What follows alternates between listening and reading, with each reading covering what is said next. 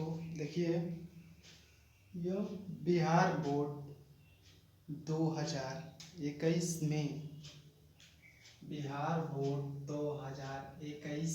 में जो वर्ग 10 के छात्र छात्राएं हैं, जो कि विषय हिंदी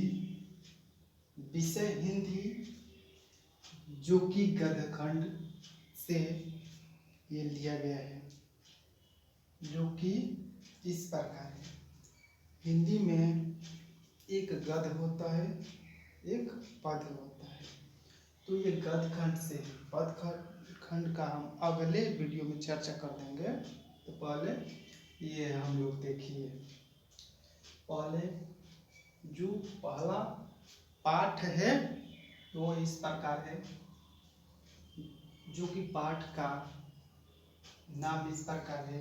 सबसे पहले जो शीर्षक दिया रहता है उसको अगर आप समझ जाते हैं भली भांति, तो आप पूरी चैप्टर को आपने उस क्वेश्चन आंसर को बिना बताए हल कर सकते हैं। तो आइए देखते हैं, जो श्रम विभाजन और जाति प्रथा है, श्रम विभाजन और जाति प्रथा, जिनके कवि है डॉक्टर भीमराव अंबेडकर। कौन है? डॉक्टर भीमराव अंबेडकर, जो इन पाठ को ये लिखे हैं। वो कौन सा पाठ है? जिनका लेखक डॉक्टर भीमराव अंबेडकर है, श्रम विभाजन एवं जाति प्रथा। इससे भी क्वेश्चन बनता है, श्रम विभाजन एवं जाति प्रथा से क्वेश्चन बनता है, अब बनता ही रहेगा। आगे आगामी जो आएगा परीक्षा 2021 में, जो कि 2021 में परीक्षा होगा, तो उसमें देखने की क्वेश्चन मिलेगा। जो विद्यार्थी दे चुके हैं उन लोग से पता कीजिए कि ये क्वेश्चन आता है या नहीं आता है। बिल्कुल आता है। तो चलिए देखते हैं। तो देखिए, श्रम का अर्थ होता है मजदूरी। श्रम मतलब क्या होता है? मजदूरी, मजदूर होता है श्रम। उसके बाद विभाजन का मतलब होता है अलग अलग। कोई सरकार का मजदूर है, तो कोई किसी बड़े मालिक का मजदूर है, कोई ट्रक का मजदूरी करता है, जो बड़े बड़े ट्रक वगैरह है उसका मजदूरी करता है। तो विभाजन हो गया। वो सब लोग किसी न किसी तरह से, एक तरह से क्या बोलते हैं उनको, श्रम यानी मजदूरी करता है। किसी न किसी तरह से सब लोग मजदूरी ही करते हैं। तो चलिए, डॉक्टर भीमराव अंबेडकर का जन्म 14 अप्रैल 1891 ईस्वी में महू मध्य प्रदेश में हुआ था, दलित परिवार में। किस परिवार में? दलित परिवार में हुआ था। दलित परिवार में हुआ था, जो कि मध्य प्रदेश की राजधानी भोपाल है। अभी फिलहाल में वो भोपाल है राजधानी। तो पहला क्वेश्चन है कि लेखक ने पाठ में किन प्रमुख पहलुओं से जाति प्रथा को एक कहानीकार प्रथा के रूप में दिया है? लेखक के अनुसार यह प्रश्न को हम लिखेंगे तो वो लेखक कहते हैं उस पहलू को, जो कि इस पाठ में वह पहलू है जो जाति प्रथा है। मेन पॉइंट यही है जो जाति प्रथा है। जाति प्रथा यही मेन पॉइंट आप लोग समझिएगा। जाति प्रथा तो हम लोग लिखने की तरीका देखिए कैसे लिखेंगे। तो इस शीर्षक कवि, इस पाठ के शीर्षक कवि डॉक्टर भीमराव अंबेडकर उन जाति प्रथा को बतलाते हैं जो कहानीकार प्रथा के रूप में देखा जाता है। कहानीकार के रूप में देखा जाता है। किसी महान पुरुष जो बात कहते हैं वो लिख देते हैं तो एक कहानी हो जाता है। अभी जो लिखी हुई बात हम भूल नहीं सकते हैं, उसी प्रकार ये डॉक्टर भीमराव अम्बेडकर जो भारत के संविधान निर्माता के रूप में जाना जाता है। तो प्रमुख पहलुओं जाति प्रथा को कहानीकार प्रथा के रूप में उनको जाना जाता है, जो कि जाति धर्म अलग अलग के मनाए जाते हैं। देखिए तो इसका उत्तर हो जाता है।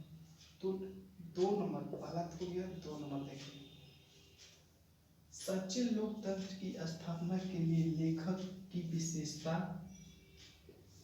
आवश्यक माना जाता है।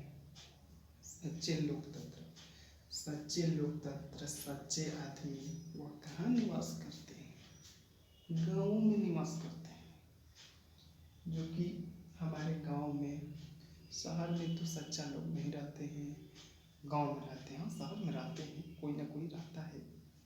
तो आगे देखिए, शहर में कुछ ही लोग मिलते हैं, गांव में सच्चे लोग निवास करते हैं। इसकी यही विशेषता है कि वो सच्चा लोग होते हैं कि किसी को मदद करते हैं, किसी को ठेस न पहुंचाकर उन लोगों को मदद पहुंचाते हैं। ठीक है, तो ये सब इसमें लगेगा। अगला है, लेखक किस विडंबना की बात करते हैं? विडंबना का स्वरूप क्या है? तो विडंबना का यही स्वरूप है। विडंबना का अर्थ होता है उपहास। उपहास होता है, विडंबना का यही स्वरूप है, उपहास करना, किसी को उपहास करना, बेइज्जत करना, बदनामी करना, यही उसका स्वरूप होता है। उसके बाद आता है जाति के पोषक। जाति के पोषक उसके पक्ष में क्या तर्क देते हैं? जाति के पोषक उसके तर्क में, पक्ष में क्या तर्क देते हैं? तो जाति के पोषक मानते हैं कि एक दलित परिवार है, और यहाँ भी दलित परिवार है, यहाँ भी दलित परिवार है। तो दलित परिवार, ये भी दलित परिवार, ये फारवर्ड परिवार, ये फारवर्ड परिवार। तो ये ऊंची जाति का है, ये निम्न जाति का है। ये निम्न जाति का है, ये ऊंची जाति का है। तो जब इनसे या इनसे जब टकराव होगा, तो ये स्वाभाविक है कि वो अपने जाति के पोषक में मिल जाएंगे, तब इनका मुकाबला करेंगे। भले वो जीते या न जीते, वो तो अलग की बात है, लेकिन इससे मुकाबला करेंगे, यही इसमें है। उसके बाद ये है जाति प्रथा भारत में बेरोजगारी